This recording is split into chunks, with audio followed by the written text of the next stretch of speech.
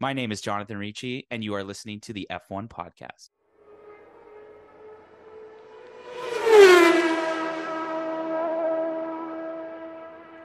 What's up, everyone? It is Ricci here, bringing you back the F1 Podcast. Today is August 30th, 2023. Crazy to think that August is almost over, and now we're going to head into September. I'm here with my amazing co-hosts, Andrew and Erica. Thank you guys for joining me midweek for another episode to cover the Dutch Grand Prix, which, no surprise, Max Verstappen wins again. But before we get into that, how are you both doing? I know, Erica, you were at the Jays game the other day on Looney Dogs night. And Andrew, I know you are a busy man, so I appreciate you coming last minute. So thank you, planning all your wedding stuff. Yeah, 'tis the season. It's so busy. I didn't realize there was so much stuff to do. I wasn't busy, but I was busy shoving hot dogs in my face. Fun fact, they now let you get more than 4 in one sitting, and if you do, they shove them in an empty hot dog bun bag. And Ew. that's how. Do a barrel roll. No, I'm not gonna lie, it's hilarious. Everyone's just carrying empty dumpsters bags of hot dogs. Erica, confirm or deny, you doubled your Looney Dog Day record. I did. What was the over-under? The over-under was Marley bet that I would eat over 2.5 hot dogs because I typically eat 2. And I'm proud to say that I doubled my record from an unimpressive 2 hot dogs to an equally as unimpressive 4 hot dogs in one game. Joey Chestnut, be ready. She coming after you. I did eat them so fast, though.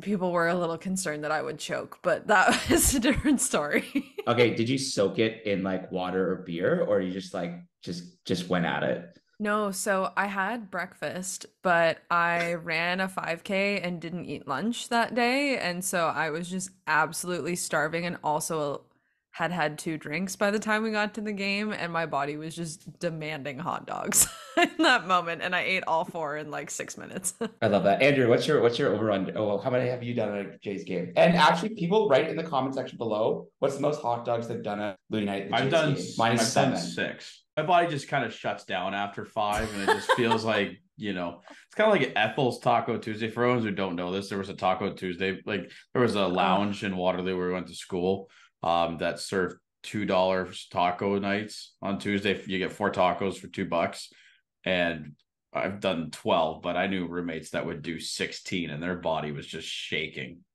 I think the most I ever did was 8 at Ethel's. I do shout out to Taylor Smith if you're listening, but I do remember she didn't know you were allowed to take the extras home, and she shoved a couple in her bra and then came to dodgeball after. So Legend. That's a great story. she wouldn't mind me sharing that. She shares it with strangers. Awesome. So Okay, so basically what I'm hearing is I have the record for the most hot dogs at a Jays game at 7 out of the I think I could do it. podcast.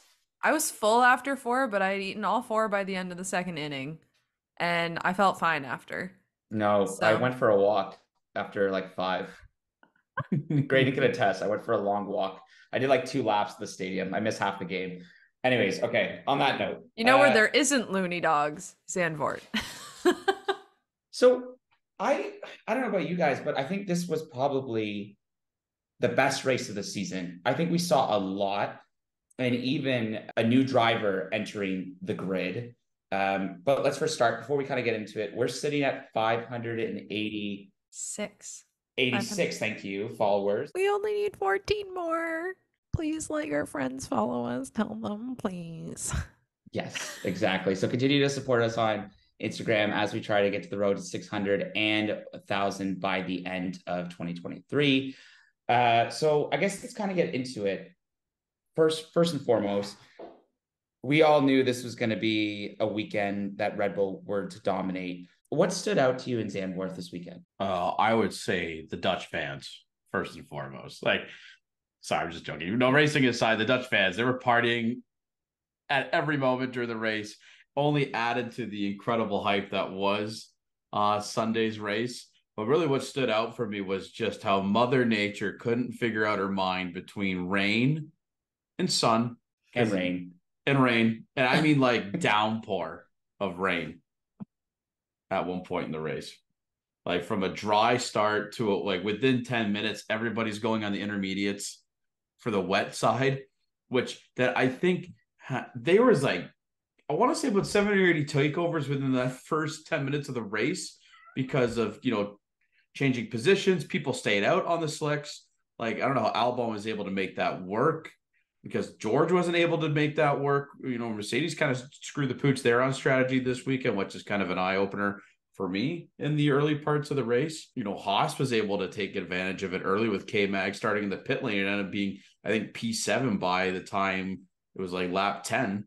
And he had the intermediates on. Oh, then it got dry and then it just poured again with a couple red flags. It was quite the race to remember, and thankfully one with just some character and some involvement after the summer break. It kind of goes off what we were talking about last week during our midseason recap. We were asking for more drama that we hadn't really got since Australia, and I don't know what you pray to, if you pray at all, or what strange forces in the universe were listening in on our conversation, but they delivered. This was not just the race, but qualifying was entertaining and exciting. Even some of the practice sessions were entertaining and exciting. There was a lot going on this weekend, and it was so fun to kind of watch all of it. Like, I just rewatched the race before we did this recording because I was like, gosh, I feel like there's stuff I was missing. And I could be wrong, but I believe, like, you're talking about the overtakes. I think F1 said this was the most overtakes ever. I don't know, in a race over, was it a race overall? Race overall. So yeah, the Dutch Grand Prix turned out to be no less than 186 overtakes, which is a record. This number is exclusive pit stops and lap one overtakes. Of these 186 overtakes, 59 of them were broadcasted live. And then of this large number of overtakes, Fernando Alonso alone performed 13 of them. Jeez. Wow. I know in the broadcast they were saying that this would have been his first win in 10 seasons, and I was kind of hoping something crazy would happen and he would have that pull out. But Fernando also set the record for longest interval between first and most recent podium. Schumacher held the record when it was like when he got one with I believe he got a problem with Mercedes. I'm not too sure, but it was now for Fernando. It's like it's over 7,000 days between his first podium and his most recent podium as well. So hats off to Aston Martin. We got it right this weekend for once. Let's go. So actually, I really want to talk about Fernando's driving because, we did talk about like how teams were going to perform after this weekend. But if you remember, Andrew, Michael Schumacher's last podium, Fernando Alonso was on it, and Kimi Räikkönen were on the podium that day. If there's a team that needed to bounce back this weekend, I think it was definitely Fernando Alonso. And I think he gave probably one of his impressive drives of the season to able to stay consistent within the top three. And, it almost came close to him battling Max. And what are your thoughts, Andrew? Not Alpines, but like tongue twister. Wrong teams. Let's talk about Alpine later. But yeah, how did the other A team, Aston Martin, perform in your eyes? You know what I thought? I thought Fernando was exceptional all weekend. He qualified really well. Sitting in P5. Lance had a tough weekend this weekend, all things considered. But I think we have to really just showcase how Fernando was just such a master in this changing conditions. He's the one that really called the shots about whether or not he should come in. At the appropriate, at times the team was calling him for, to pit for new changes of tires based on the weather conditions. He said no, stayed out at one point, which really paid dividends for him. When there was 8 laps left and they were pulling in from the safety car to kind of restart the race, you had a little feeling that he could overtake Max, but he was able to keep within a second there on the intermediates at the end. But Max in open field is pretty much a guarantee that he's going to win. So I'm very happy with the Fernando P2. All things considered, considering he did beat, he beat the fastest car this week overall in terms of, I know Red Bull had the fastest car with Max, and he was able to beat Checo, which is great to see. So I think Aston Martin kind of got it right, but a lot of it had to do with Fernando's tenacity and maturity and just overall experience in those changing conditions. I'd agree with that. I mean, you look at what happened with some of the other teams on their tire strategy, and it turns out like as much as people had crazy data because we had some crashes in practice and we were going from wet to dry to whatever, no one really got a good reading on the track. Having that experience and also listening to that experience as a team goes such a long way, because we saw issues over at Ferrari. We saw issues with some of the other teams, like even I think like McLaren leaving some folks out a little longer on track than maybe they should have before pulling them in and switching off slicks, stuff like that, which the team did pay for in the end. If you look at where, Piastri and Norris were going into the race on Sunday.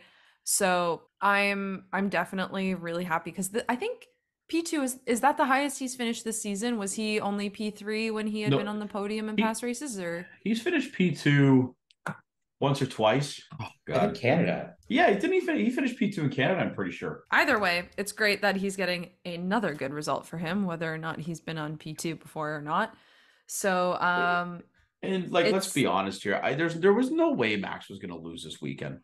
no, not at all.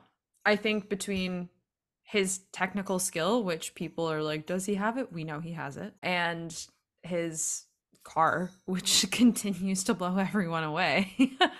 It was kind of just going to be what it was. And not only to add that he also Alonso did come second in Monza this year alone. you mean Monaco?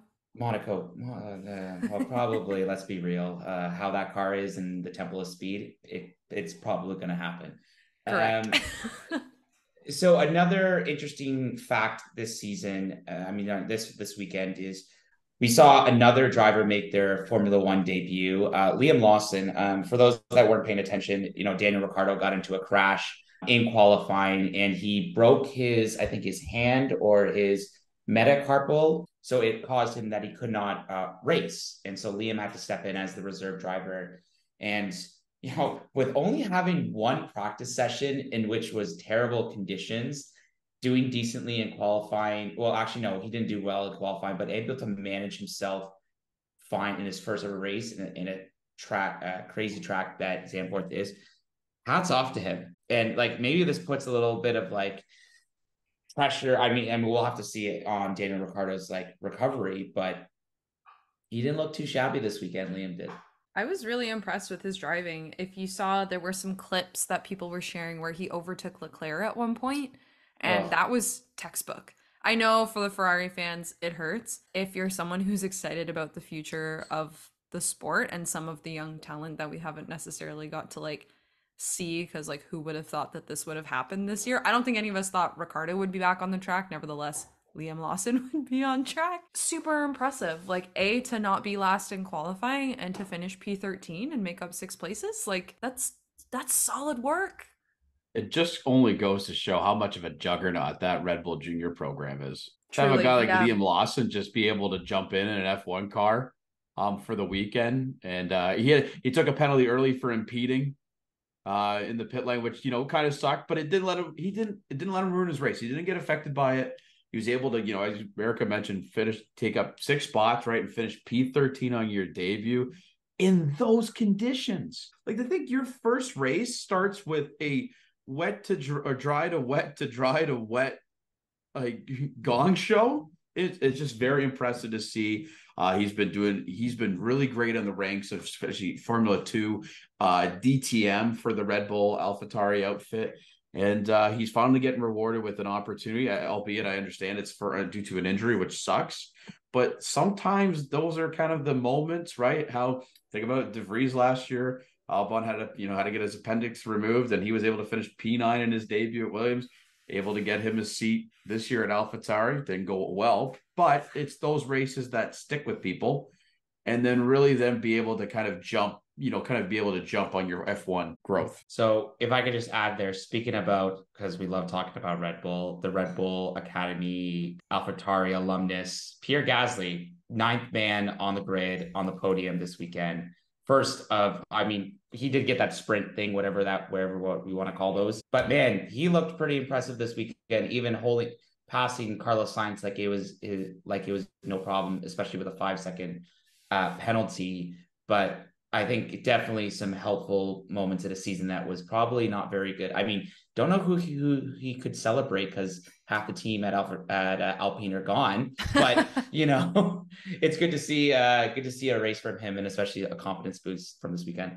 Yeah, I'm so happy that Gasser is back on a podium there. I mean, I've said it time and again. I feel like he really is talented, and it's just been unfortunate with some of the cards he's been dealt over the last few seasons. And we saw a lot of promise from Alpine early on. Then there were just a couple things that fell through the cracks that didn't work out. And I'm glad that his race was preserved, because Ocon did have the unfortunate strategy choice of going with the full wet tire, which kind of been the rest of his race for him. So I'm very glad that it sucks that happened for Ocon, because as we know, like, we do like him too, and we've loved to see him succeed and do all kinds of stuff with Alpine. But it's really nice for Gasly to have that comeback, because it's been when was the last time he was on a podium? Was it last season or the season before? Azerbaijan 2021, his last podium. Wow. It seems like I was about to say, it seems like the wet tire is the tire that nobody likes. Remember we were all joking about how hard it was to drive with the hard tire? It seems like nobody wants to do the wet, or they struggle with it. But go ahead, Andrew. Sorry about that. I was just going to say, Alpine needed this. Yeah. For the absolute internal turmoil that team has been since the whole Piastri situation and drama last year, for them to get a podium this year, I think it's just a good step in the right direction with new faces coming into the team. And hopefully they can carry off from there and add some more excitement to the podiums, because now we got 9 people on the podium. Who says this season's boring? We got 9 people on the podium, people. That's actually the second podium for Alpine. I keep forgetting that Ocon came third in Monaco. Yeah, I mean, it doesn't help when one team has been winning all the races this season. You don't really think about who else is on the podium. Well, I don't think about you don't worry about that. Well, I mean, you probably think about it, Andrew, because you're beating us in the constructors right now. And I guess we're gonna have to talk about the elephant in the room. McLaren, I think, tough weekend for them. I think strategy didn't really play, and I think the weather conditions, I think it was all that. It's really funny seeing Lando Norris freak out with his engineers about the tire scenario. If anyone wants to watch a good video, watch the 10 minutes that changed the race. Really interesting seeing the comments out there. We're going to Monza this weekend. I mean, not the F1 podcast, but we wish. Yeah.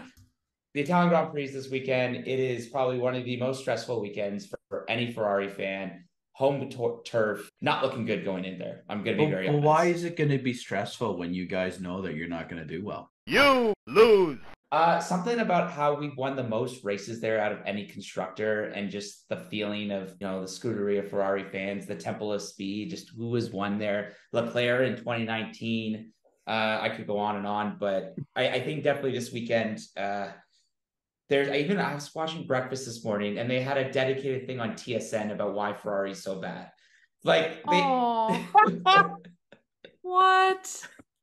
I mean, that race could not have gone any worse for Leclerc. How do they box without his tires there? Well, he called it way too late. So he was in the pit lane.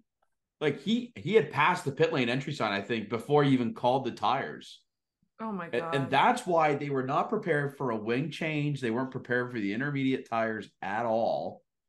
And that's why everyone was so confused about it. If you listen to the radio, he called it after he entered the pit lane. So that's tough on your team to even have tires in the blankets ready for them to even go. So, and then the damage on his car he created by going through the gravel traps just created a turmoil race for him. And finally they went out of their misery through DNF and kind of, conceded the race. But I couldn't believe the fact that Leclerc was just getting overtaken after overtaken after overtaken, and then have Liam Lawson come in his debut and create a challenge for him down in the back. That's gotta hurt a little bit. When they showed the interview with him talking, as the race was going on about the DNF and stuff, you could tell on the bright side he was a little bit more animated than we've seen him in some of the more recent ones, because I think he knew, I'm just glad that he's angry and not just despondent anymore, because it means that there's still something going on and some fire in him to keep working. Just to hear it sounds like the damage to the bottom of the car was just insurmountable, and he said they lost 60 points off of it, just from the damage to the bottom, which like no kidding, it's undrivable at that point. Like that's absolutely insane. I just generally feel bad for like our fans because like they look at me to say like, Jonathan, what's going on with Ferrari? And I feel like every weekend since we've started this podcast, like I've tried to like I listened to one of our older episodes and I remember when Ferrari was up 40 points and how giddy I was excited, but like no, I don't really have any responses what's going on in Maranello right now. And actually they did make a good point of why maybe it's so hard to like with Ferrari because like you got to think about it, a lot of these teams are based in the UK and only really two teams are based in Italy, like Ferrari and AlphaTauri. I think they're moving late, but like it's much easier for teams. Like if you're going to leave Red Bull, you go to Aston Martin or whatever. But I don't know. It's going to be tough this weekend, and especially like a track like how Monza is in like looking at the RB18. But I also have to commend, I think we have to really give props to the other side of the garage there, Carlos Sainz. Yeah. With a top 5 finish this week. I think you got to take a look at that positive if you're a Ferrari fan and be like, hey, the car was fast enough to beat Mercedes this weekend. Or based even on strategy. I was shocked Mercedes got the strategy wrong this weekend of all teams. Do you see the meme where George Russell thinks that he deserved a podium? Well, he was forecast for one. People thought that he would, given how he qualified and also his record driving in slick conditions. I do think that was presumptuous, given what we saw in qualifying. I can understand maybe a little bit why he was frustrated and thought that perhaps that would have been the outcome. But yeah, hilarious that he's like, should have been me on the podium. I'm like, you weren't even in the running this entire time, bro. Where did he end up? Big haircut, P7. small results. Sorry, man. Big haircut, small results. Ooh. Come on. Shots? He had that like jacket, like one of those like puffy jackets on. I forget like with the, I don't know what you have this year, but yeah, I know he felt like he cared more about his outfit than the actual racing this weekend. We can't all be Lewis Hamilton. Some of us just gotta show up in the team merch and call it a day. That's very fair. I want to say though that one guy that's kind of driving head and shoulders above the rest, considering the car that he's been given with, is Albon. Yo, what a race! What a drive from him on Sunday. Hey! Both Williams looked promising this weekend, other than Logan's crash. First American in the top 10 since I think Andretti in the away. Yeah. What do you mean? Like that? It's been that long? Yeah. Last time an American has been in like the final qualifying 3. Yeah. I mean, yeah. But it's then Logan Sargent, so he crashed. But yeah. Well, yes. But also very exciting to see those two cars because we were laughing at them for being the smooth-bottomed, smooth-brained car of the bunch a few weeks ago. And I haven't seen if maybe during the summer break there was a little bit of magic worked on it or something. But I mean, I think this is just proving time and again, like there's a reason Albon was in the Red Bull driver development program and he's clearly very skilled. And if he's giving any feedback to the folks in the Williams garage, it's working and they're taking it to heart. And it was actually quite impressive to see him there. And it gave me hope. I'm like, that's like more exciting things happening in the midfield now, like even more beyond what we've seen this year. The fact that he's able just to continue on those wets through that like rain period to start and not really lose any positions but it says do lose some positions, but able to keep the car on track so that when the track did dry up, he's able to last those softs for I think 35 laps. But funny how it works in terms of the give and take there, because he was not able to then flip onto another set of softs because he had to then worry about the tire compound change, where everybody who flipped onto inners did not have to worry about the tire compound change at all in terms of how to use 2 different sets. So they could have gone back onto softs for the rest of the race. So interesting how that strategy worked out. But he was able to kind of keep consistent and finish back up in some much needed points for Williams, and who are fighting for P7 in the constructors. That's actually really exciting that they're fighting for P7 because they've been so P9 battles against Haas for the last couple of seasons. It's nice to not be kind of scraping the bottom of the barrel for some points there. And even looking at it, where is it? Like he's P13. He's got quite a gap to Piastri, sitting at 12th in the championship. He's also got a bit of a gap to Hülkenberg behind him. Like that's not a bad spot to be as someone driving with a team like Williams right now.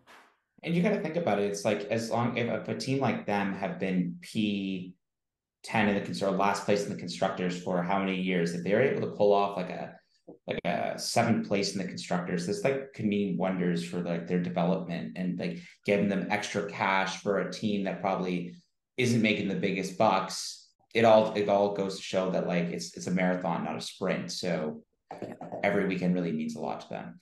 I don't know if you guys saw the photo of all the bicycles, everyone biked into the track. So that was really cool to see. I think it was like, I don't know if this is a correct statistic, but I read it was 97% of the attendees rode a bike there. Heck yeah, that's awesome. Everyone channeling their inner Sebastian Vettel. I dig it.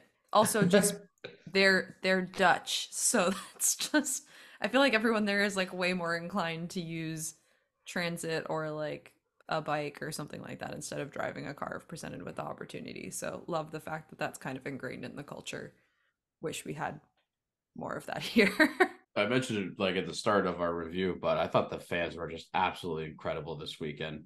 Whenever it rained and there was a break in the driving, like the techno music was just playing and everyone was dancing in the stands and everyone was just having a grand time. And that's what you love to see when, making the most of some situations there and everybody just having an absolute blast and really getting their money's worth for the weekend. It was great to see. And, kudos to Max. He's made a hat trick of wins at his home Grand Prix. And the Dutch know how to definitely celebrate. Oh, also would love to say that we need more live anthems at our events because they had I don't know who the singer was, but she sung the national anthem when Max won, and it's just like we need more of those live anthems to be played as opposed to the same iteration of the tape. It would be great to have more live performances. Yeah, that would actually be really cool. I agree. Get some variety in there. Mix it up. And maybe you might not know, we might have some opera singers singing the Italian national anthem on the podium this weekend. Oh, that'd be fantastic. So speaking about Italy, let's jump into it. I think already we're filming this on Wednesday, August 30th, and a couple of news has already come out before the Italian Grand Prix. Ferrari is bringing back their famous yellow, so there's going to be some more yellow on the actual jackets that they're wearing, and as well as the car. Also, AlphaTauri brought out a really nice design car with the Italian colors of green, white, and red. Looks beautiful. Liam Lawson is going to get a second opportunity to drive. Daniel Ricciardo still needs to recover. So those are so far that what we've seen. And Max Verstappen, I don't know if you guys saw it, he finally got his trophy fixed, or a new trophy from his Hungarian Grand Prix. For those that don't remember, Lando Norris destroyed it. So there was a special presentation of him get his trophy back. But one other thing that will be super cool to see in Monza, will Max set the record for the most consecutive wins? He's currently tied with Vettel for 9. Will he get that coveted 10th win in a row? Oh, and you can just tell that the Ferrari fans will be very mad if he gets it in the home turf. But hey, they'll be super upset. But like, that's an amazing feat. I mean, it's the temple of speed. He epitomizes speed at the current moment in Formula One. This track is suited for him. It's not honestly, it sounds crazy. It's not a matter of if he wins, it's a matter by how much. That's fair. Because he might just blow everybody out of the water this weekend. Kind of like when Lewis Hamilton had the 2020 version of the Mercedes, and how just rapid he was around that circuit. I know that he got kind of caught out on a couple penalties, which led Gasly to win the race. But I just have this feeling that Red Bull is just an absolute rocket ship overall. And I think Max is going to blow everybody in the water. I also think Williams are going to have a very good weekend here because their package suits the overall speed of the track. A lot of long straights, a lot of fast corners. I think they're going to do fantastic this weekend. And I think just one thing to add here, I think not a lot of people will know this, but I remember, if you guys remember in Hungary, they had the trial of the alternative tire allocation. And so that they're bringing it back this weekend. So, normally you would have 13 sets of tires at a weekend, but this weekend there'll be 11 per team. So it'll be 3 sets of hards, 4 sets of mediums, and sets of soft. So we get to see, I know a lot of people did not really like that qualifying with the different tires, but so we're probably going to we're going to see that similar tire allocation this weekend. So curious to see if that really changes with any of the strategies and see if any teams can really rebound after that. Sorry. Sorry, I was just Ferrari choking away in the weekend there. My bad. You lose. You know what? They may have the yellow in their uniform, but I'm not loving it. And we'll see if that translates to action on the track as well. On that note, okay, go ahead, Andrew. Sorry. I was going to say, I love the gold like tire design that they have on the Alfa Romeo liveries this weekend on the rims. They won't be touching any gold this weekend in terms of wins, but at least they're number one in looks on the livery chart. We got the Italian Grand Prix this weekend. I really appreciate you guys sitting down and chatting midweek. I am going on a much needed vacation. So Andrew and Erica will be spearheading the pod for the next 2 weeks, and continue to follow us on social media. Actually, as we just spoke, we just gained another follower on our Instagram. So now we're 13 away from 600. So continue to support us on Instagram. We are on YouTube, Apple Podcasts, Spotify. We're also on Threads as well. It's going to be a great weekend in Italy. Hopefully we'll see some great racing, but yeah, time will tell. Thank you for tuning into this weekend of the F1 podcast. Myself, Andrew, and Erica wish you guys all a great week, and we'll see you after the Italian Grand Prix on our take if Max Verstappen will beat Sebastian Vettel's consecutive races wins record. Thanks, everyone.